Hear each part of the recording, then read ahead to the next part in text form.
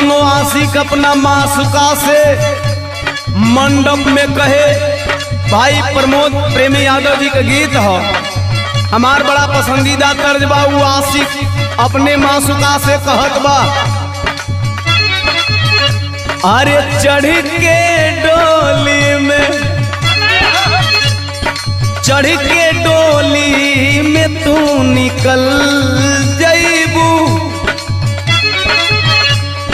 चढ़ के डोली में तू निकल जईबू, पियावा के प्यार में पिघल जईबू।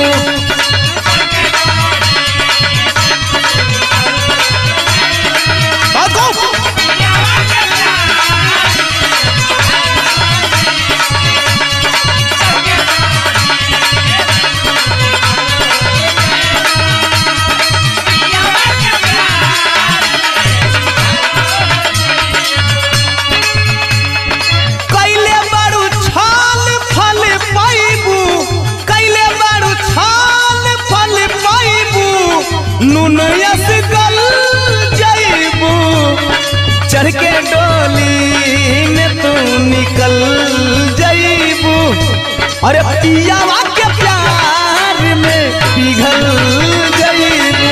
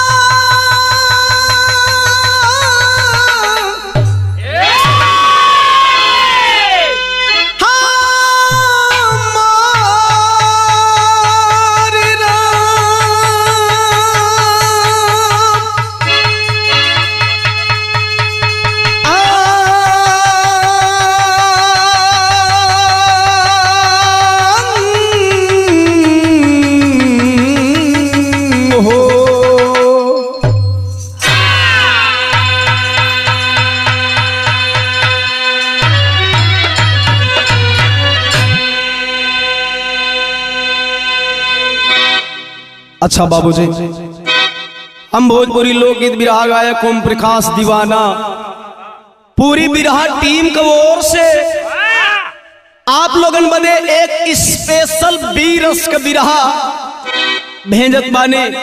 आशा करते हैं जिस तरह से आप लोग हमारे हर बिरहा को पसंद करते हैं, इस बिरहा को पसंद करेंगे। दीवाना म्यूजिक चैनल से यह बिरहा आप लोगों के बीच में जाएगा। जो दोस्त हमारे दीवाना म्यूजिक चैनल को सब्सक्राइब ना किए हो तो अपने भाई को आगे बढ़ाने के लिए प्लीज सब्सक्राइब जरूर कर लीजिए। वीर होते कैसे हैं, काहे कोई का इतिहास गावल जाला, इस बिरहा से प्रूव कर दूंगा। 4 लाइन भूमिका के अंदर भाव है जीतन।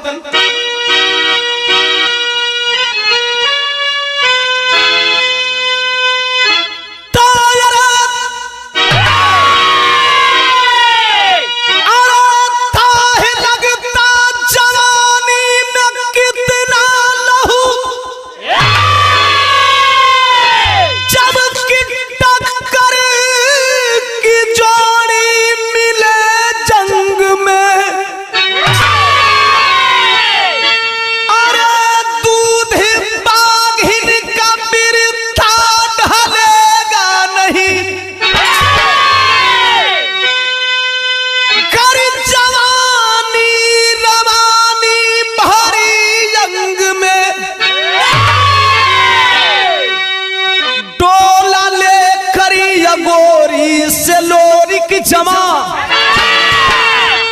तो रानी मजरी का पहुंचा हाजी राहुल बबर।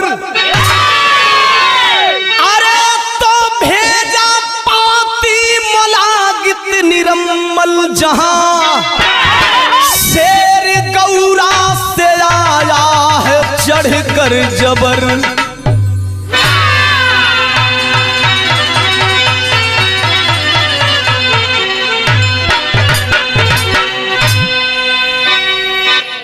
बिरहा में बड़ी पुरान कव्वाली का टुकड़ा लगत बा जीतन। ऐसे आदत न बा बहुत ज्यादा पुरान गावे का, लेकिन जैसन बिरहा वैसन कव्वाली।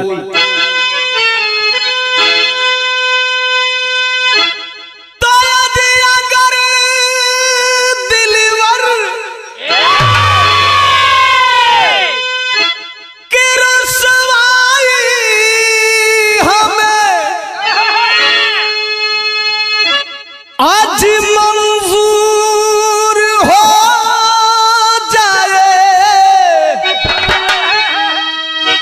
सनम तू बेवफा के नाम से मशहूर हो जाए।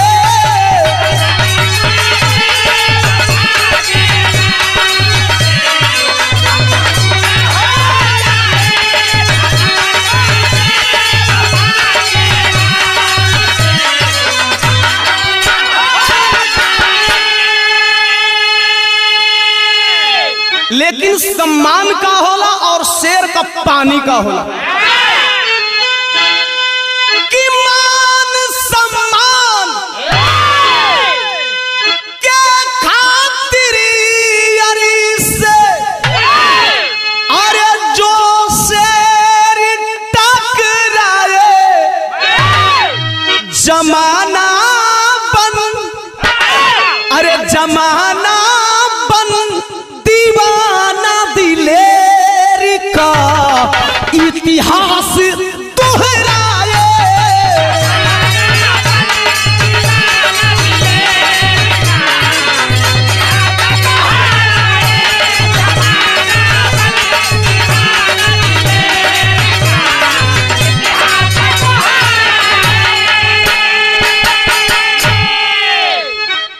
यही जैसे बिरहा की कहानी जौहरी छंद से लेहल गई।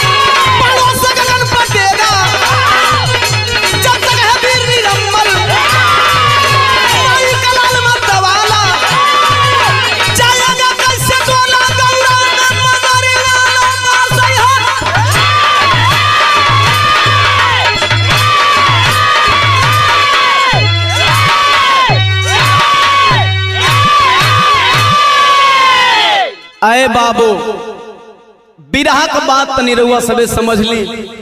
ये उत्तर प्रदेश में सोनभद्र जिला सोन नदी का वो परवा एगो अगोरी गांव बा। वही अगोरी का रहे वाला राजा मोलागित। अच्छा दुनिया में कुछ ऐसन चूतिया हो जाले शत्रुघ्न भाई, उजनिहा जवन दुनिया हमारे अंदर में है ओइसन चूतियन बदे हम संदेश देते बिरहा के माध्यम से। वही चूतिया में कई राजा अगोरी रहल।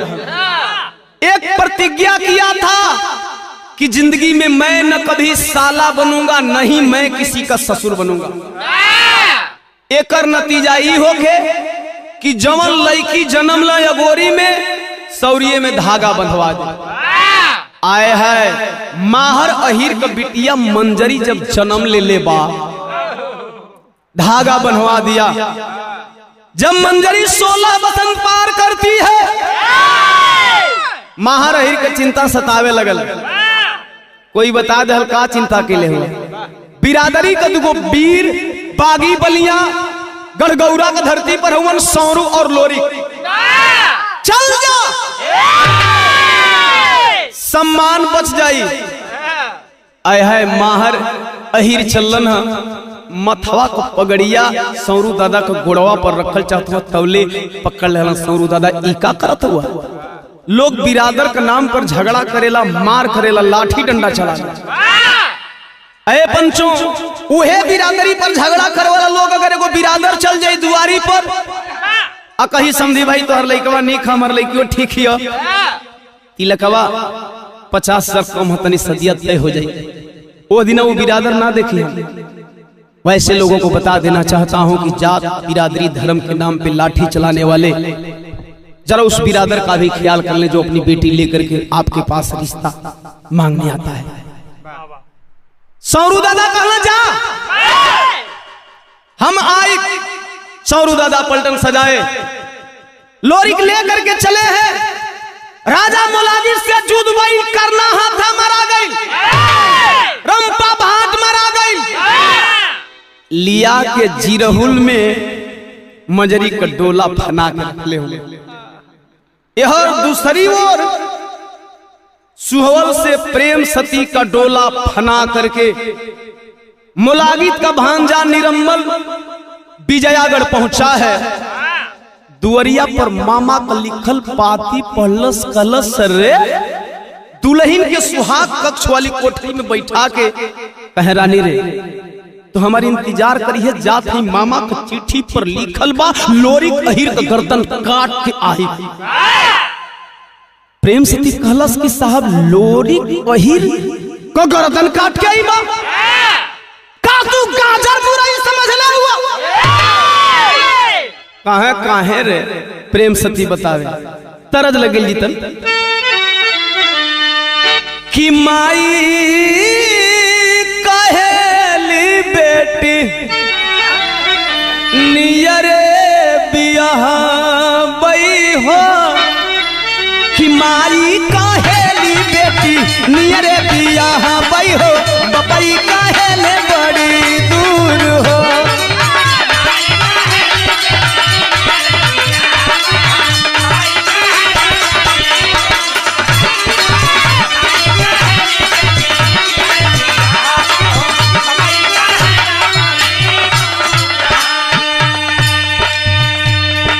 कहे प्रेम सती की जे करा तेगा में तेज जे करा तेगा में तेज दुर्गा भवानी के बा जे करा तेगा में तेज दुर्गा भवानी के बा ओह से समरिया जइबा हार हो।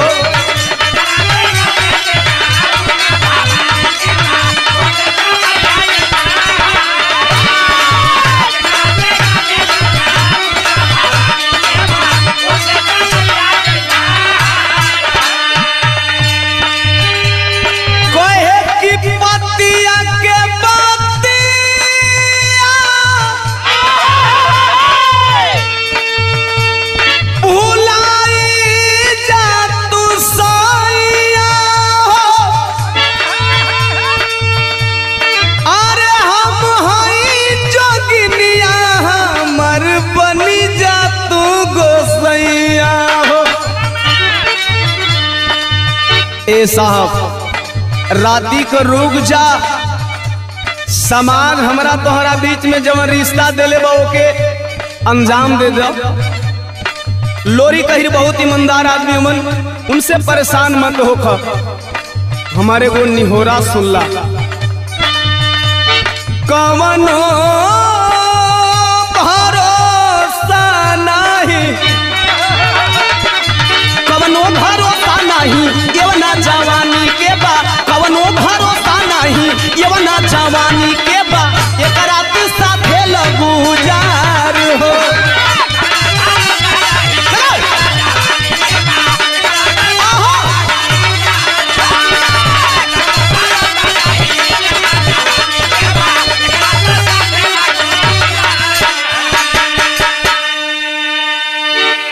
याद रखना दोस्तों, धर्म पत्नी अर्धांगिनी होती है, आधे अंग की मालकिन होती है। कभी न कभी पुरुष को अपनी बीवी की बात मान लेनी चाहिए। नहीं माना निरंबल, डांट कर बोला, पागल हो। एक वीर पुरुष को दुल्हन के हाथों की मेहंदी नहीं रोक सकती, पांव की पायल नहीं रोक सकती। हमारी बात सुन ले, का बतावे, तरज बदल गई।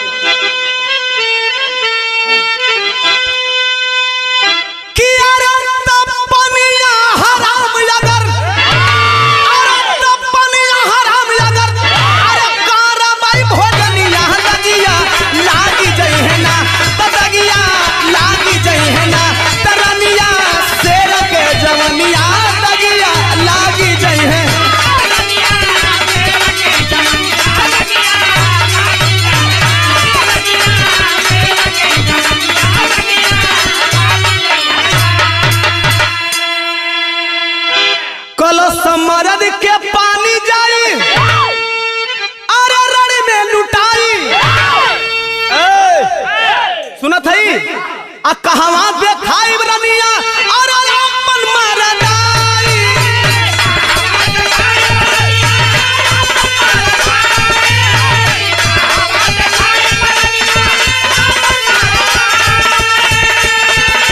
अरे टूट जाए रानी हमारी, टूट जाए रानी हमारी, अरे फनला परनिया दगिया लागी जई है ना, दगिया लागी जई है ना, तरनिया शेर के जवनिया दगिया।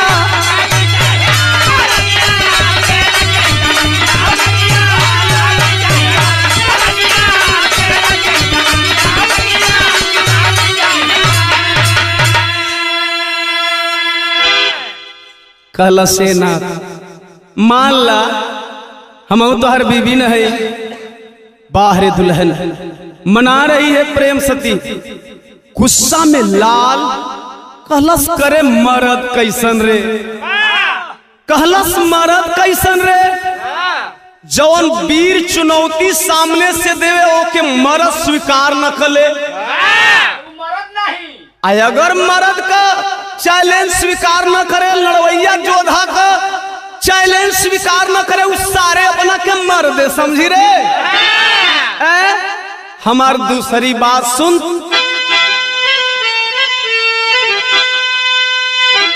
कि अरे ताज हुलानी पर उड़ानी, अरे जहाजिया उड़ा दो, कि हमार पाए जे बड़ा जहीरा जला दो।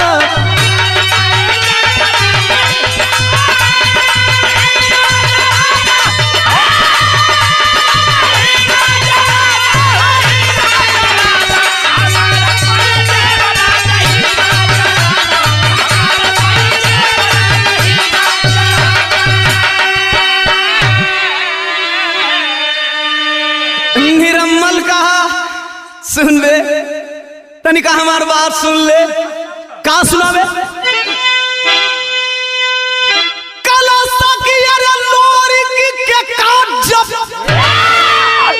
अरे गर्दन के आईबे हमारे दुलही दान पानी उछैबे। जानत है अब तू ढेर बतियाओ, एगो वीर के नामर्द बनावे का कोशिश मत। सुन कि घोड़ावा के ऊपर देख रही हो, जा रहा हूं, घोड़ावा के ऊपर होकर के सवार हो, अरे तवले चला समरिया में वीर ललकार हो।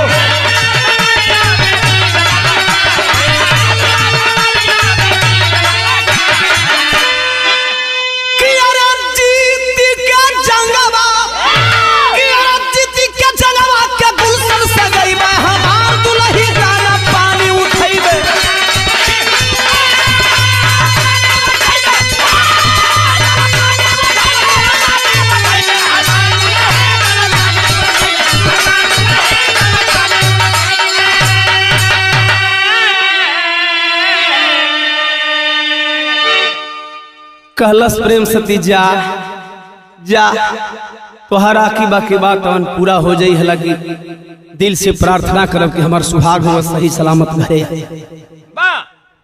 सवार हुआ घोड़ा पर निरम्मन निकला है जिरहुल में डोला रुकल हम मंजरी को टक टक टक टक टक टक टक टक टक टक टक टक टक टक टाप सुनाए लगल घोड़ा पर। मंजरी रोए लगल हाल चाल करत ही बीर हिरलोरिक से ए ना जा छोड़ के चल तू बड़ी सम्मान बचा लेला अपनी बिरादरी का मान सम्मान रख लेला। अगर सोन नदी ये पार तक तू डोला लेके चले ले तो कौम नहीं है कहे कहे कहे टक टक टक टक जब आवाज है सुनत हुआ कहा कोनो पत्थर तोड़वा पत्थर तोड़त हुई कहे नहीं साहब हाथ हवा जोर लेलस मंजरी अयखिया में आंसू भर के हंस यदुवंश के शान बीर हिरलोरिक से वो बात कहे ए जब बिरादरी वाली तर्ज लगत बात जीतन लोरिकायन में भाव हो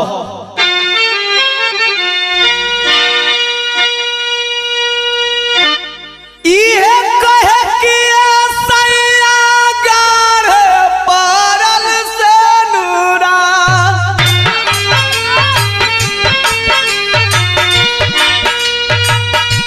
ये सैया गार परल से नूरा सुहागा हो जीरा कभी धना नहीं लिखल भागिया कभी धना नहीं लिखल भागिया मिलाना हो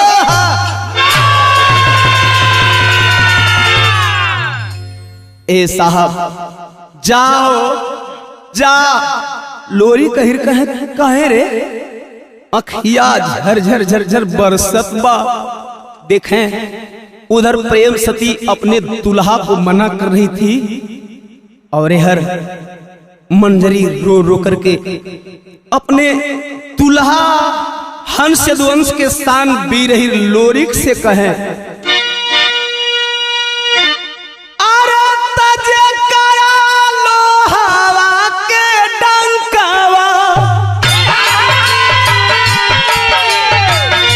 तजे करा लोहावा के डंकावा धरतिया पर बाजल हो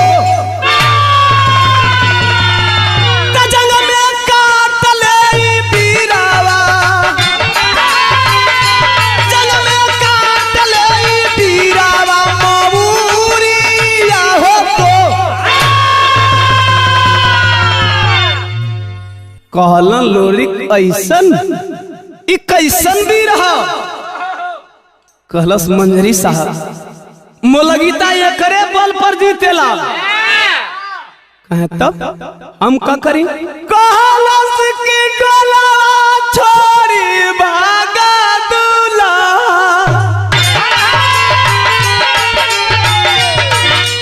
अरे त डोला छोड़ी भागा दूल्हा या सारा हो पिया त गौरा सुन होई है बोहावा त गौरा सुन होई है बोहावा हाई गैयन केरिया ये तनी बतिया जब मंजरी से हंस यदुवंश के शान बीर हिरलोरिक सुने कहला सुना ले ली अपन पचरा अब हमार बात सुन तेरी के शैली में भाव बकरिया अरे तब रैनिया दुर्गा करथिया ए भैया रैनिया दुर्गा करथिया अरे त लागल चोट शेर के मस्कन लगी जवानिया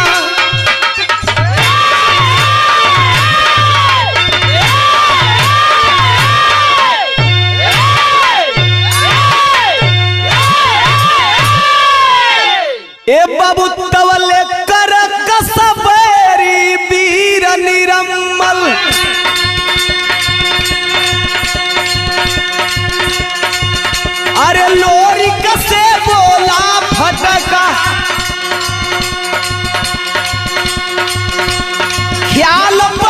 माई के दूध का जब जंगी लोहा लगी जुझा,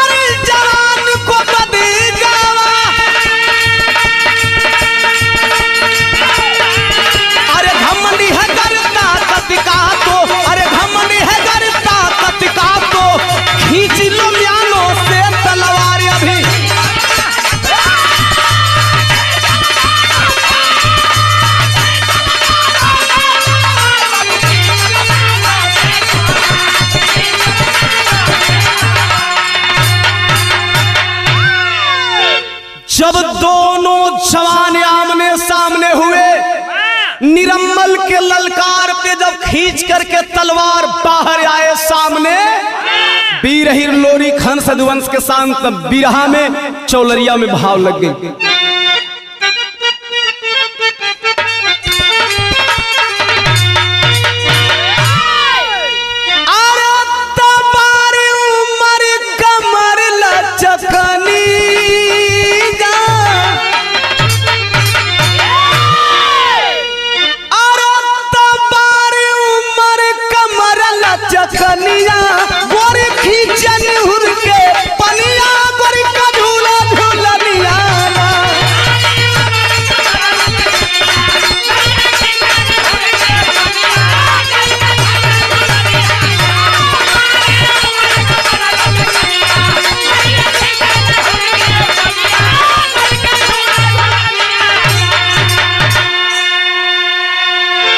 मगर दोनों वीर दोनों जोधा आमने सामने हुए।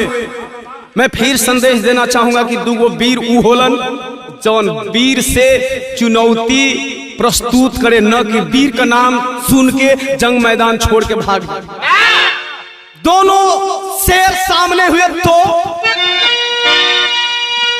अरे तब हिड़ गया ठोक ताल के दोनों,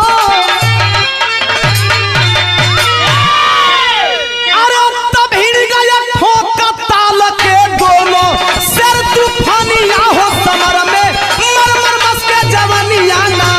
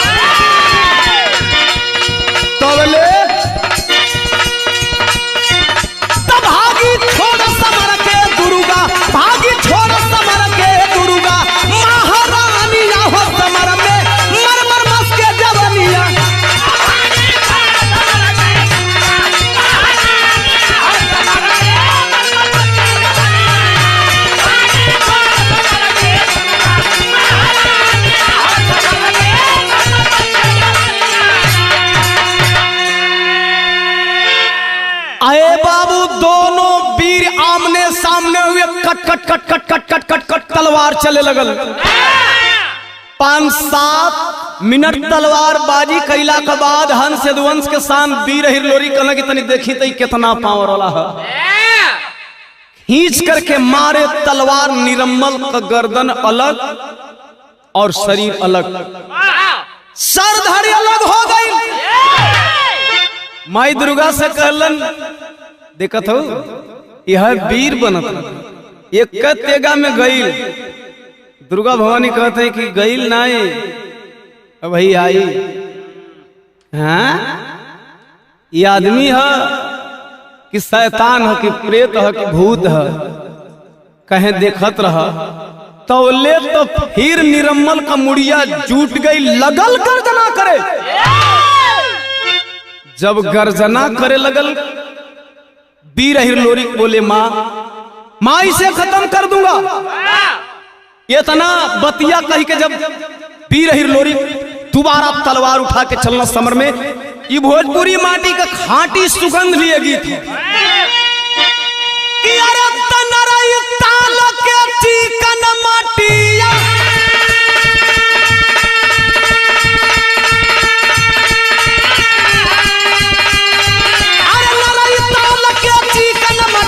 जहां बसे पर्वत पहाड़ गोरिया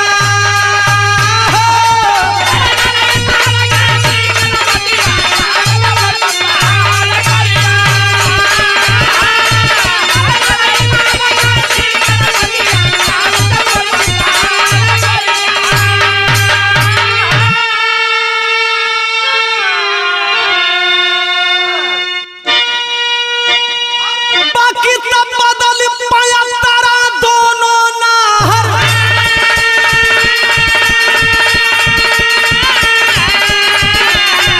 अरे बदल पाया तारा दोनों नाहर, ठोके ताल ललकार बीरावा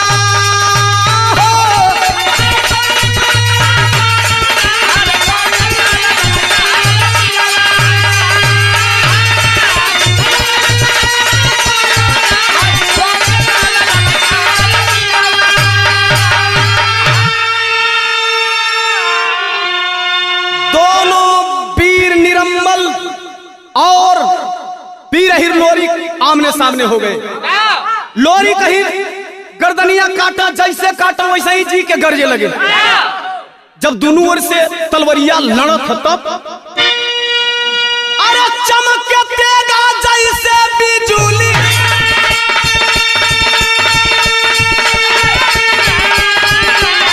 अरे चमके तेगा जैसे बिजुली, खूनी भइल तलवार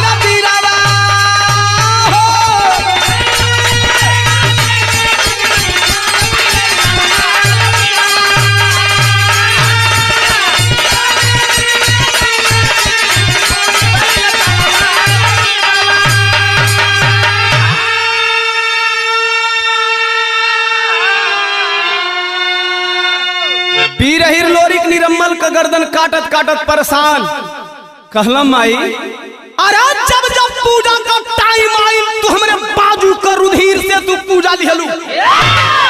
आज तुहार भक्त गाढ़े में पड़ल बा आ तू हंसत हो काहे नहीं खे मरत। भवानी कली ना ये मर ना मरी, बीर हिरलोरी काहे ना मरी, कहे कि ईवीएम का सहारे जिंदा रहे।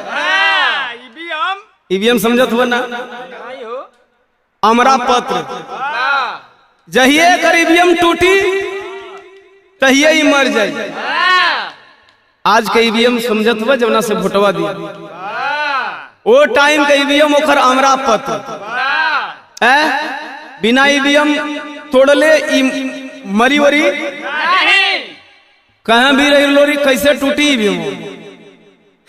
दुर्गा जी कहली कि कितना टाइम तक तू बेलमा सकता, कहा कि ऐसे मूड़ी न कटत एकरा के 5 साल लगा।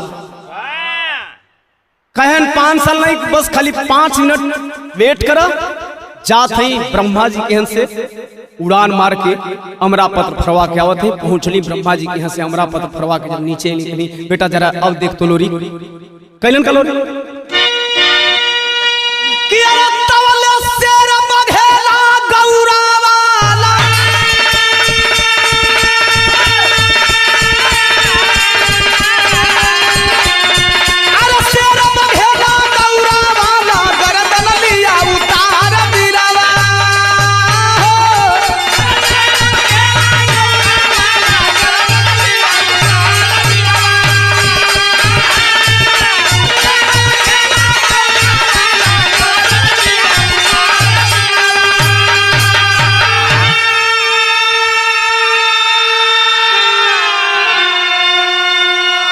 इशारा कैली भवानी बेटा देखता कहे मार दी का हाँ बीमा तोड़ दिले है एकर परानी बीमे में बसेला बीमा तोड़ दिले है अरे खींचे पी रही लोरी तलवार खींच के मारला ने एकरा बाद जब मुड़ी कटल तो फिर निरम्मल उठे का नाम बिरहा में आल्हा लगल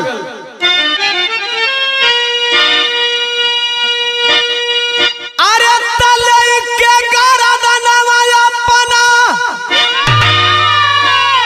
अरे तले के गरदनवा अपना अरे गोसाया का घोड़ावा भैया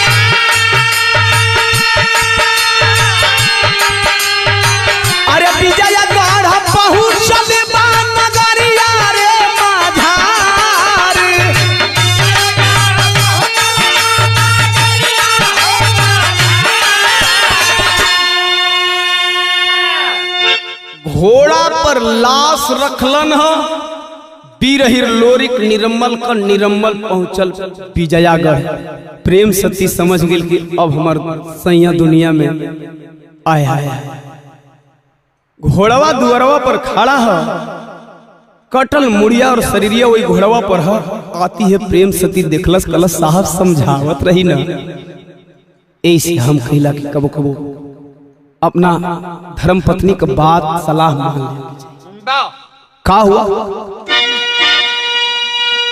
तो खाई के पछाड़ा गिरल और गवने कतरिया बाबू कैल भारी धोखा मोरा मंगिया का सिंगार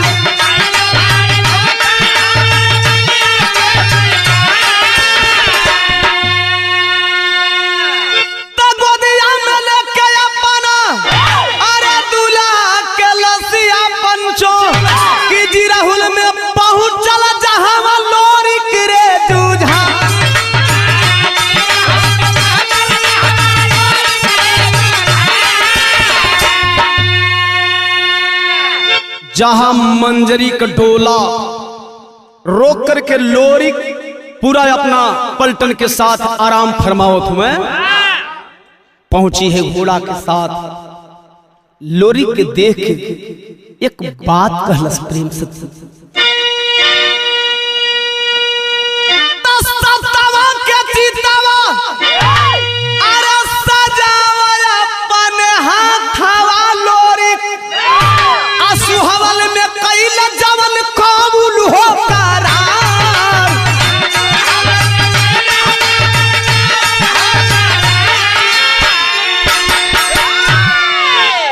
आए बाबू वह प्रेम सती लोरिक से कहती हैं कि अब मेरे पति का चिता सजा दीजिए जब चिता सजाते हैं निरम्मल के लिए बीरही लोरिक प्रेम सती कहती है 2 चिता सजाइए अरे मैं सती हूं हमारे पति नहीं रहे तो मेरा अस्तित्व किस काम का 2 चिता सजाए हैं बीरही लोरिक एक चिता पर मरा हुआ निरम्मल और एक चिता पर जीवित प्रेम सती बैठी है एक बात बोली बीरही लोरिक से का बोला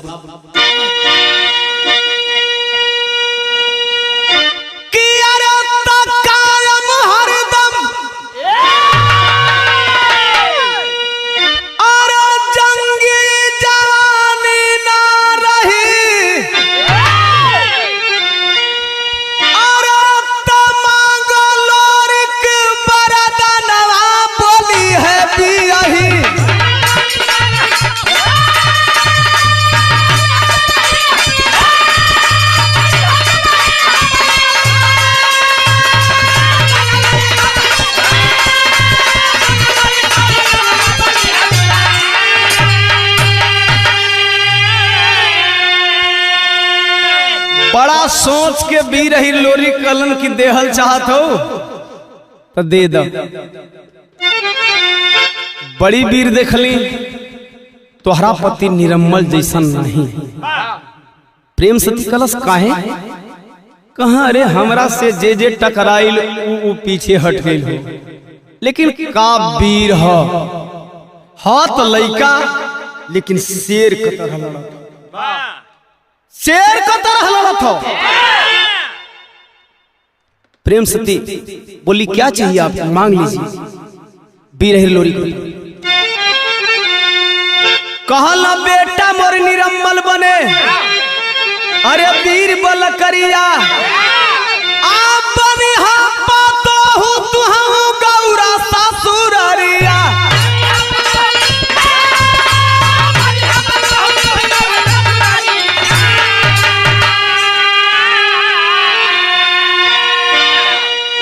प्रेम सती बोली तथास्तु ऐसा ही होगा। वही प्रेम सती साथियों काशी नरेश की बेटी कौलेसिया हुई और वही निरम्मल लोरी का बेटा अघोरिक बना।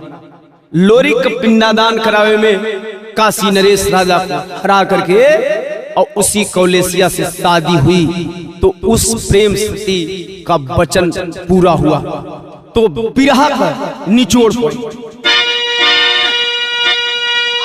तो पंचो कायम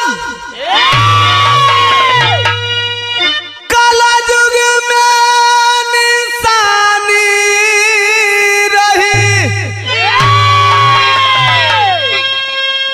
अरे मंगलोरी के बरदनवा बोली है पिया।